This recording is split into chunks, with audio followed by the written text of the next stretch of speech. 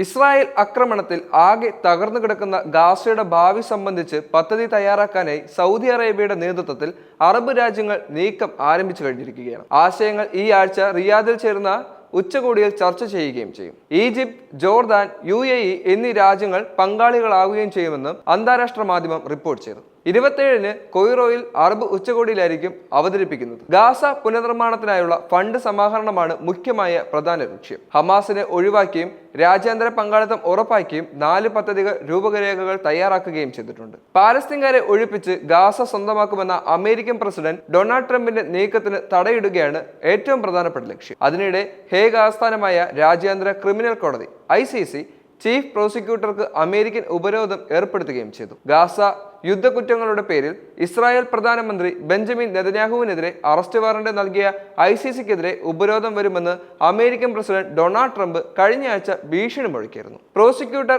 കരീം ഖാന് അമേരിക്കയിൽ പ്രവേശന വിലക്ക്, ബിസിനസ് വിലക്കും ഏർപ്പെടുത്തിയിട്ടുണ്ട്. അതേസമയം ഗാസ വെടിനിർത്തൽ കരാർ പ്രകാരം ഹമാസ് 3 ബന്ദികളെ കൂടി ഇന്ന് മോചിപ്പിക്കുമെന്നതും ഒരു സൂചന ലഭിച്ചിട്ടുണ്ട്.